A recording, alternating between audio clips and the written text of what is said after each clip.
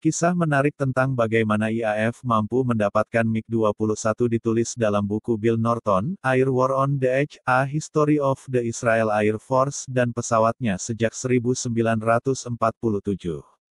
Menurut Norton, Kapten Munir Radfa, seorang pilot MiG-21 Irak, diyakinkan untuk menerbangkan Fishbed-nya ke Israel.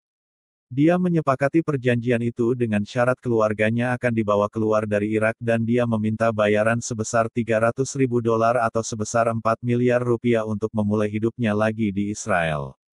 Setelah pemindahan keluarganya dimulai, Kapten Radfa menunggu untuk diberi pelatihan jarak jauh di padang gurun barat di mana dia akan berusaha membelot ke Israel pada tanggal 16 Agustus tahun 1966, ketika terbang di pesawat 534 MiG-21 F-13 Fishbed C dengan bahan bakar penuh. Radfa memisahkan diri dari formasinya dan menuju Israel. MiG-21 terbang melintasi Yordania dan memasuki wilayah udara Israel tepat di sebelah selatan Laut Mati.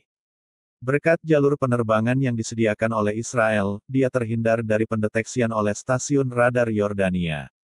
Sebenarnya Radfa sempat dikejar oleh dua Hunters Yordania, tapi dia terbang dengan kecepatan tinggi pada ketinggian sekitar 30.000 kaki sehingga tak mungkin lagi dikejar. Setelah Radfa menyeberangi perbatasan Israel, MiG-21 diapit oleh dua Mirages 3 yang diterbangkan oleh dua pilot IAF terbaik, Mayor Ran Peker, 119 Komandan Skuadron, dan Letnan Kolonel Samuel Sever. Menurut cerita lain, Radfa terbang ke Turki dikawal oleh F-4AS kemudian, setelah mengisi bahan bakar, ia berangkat lagi menuju ke Laut Mediterania di mana ia bertemu dengan para pejuang IAF yang mengawal migrasi MiG-21 ke wilayah udara Israel. Aksi pembelotan ini segera menjadi pemberitaan dunia, segera pihak Irak dan Rusia menuntut kembalinya pesawat, namun jelas Israel menolak permintaan ini dan justru memberi Cap 007 ke pesawat curian itu. Bak gaya James Bond meninggalkan jejak.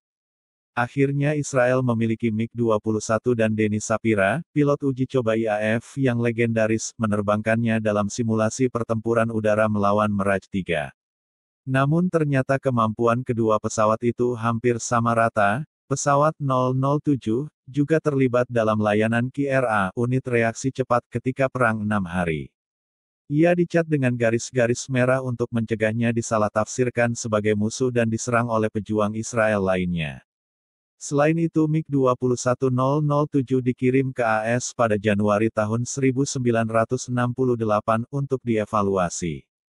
Pada tahun 1982 Israel meminta MiG-21-007 kembali, karena mereka ingin menaruhnya di Museum IAF di Hatzerim, namun AS mengirim mereka MiG-21 lain. Israel mencoba sekali lagi untuk memiliki 007 yang sebenarnya, tetapi, sekali lagi AS mengirim Fishbed yang salah. Pada titik ini jelas bahwa Amerika memiliki terlalu banyak MiG-21 dan Israel hanya bisa menerima yang terakhir ini untuk dipajang di museum.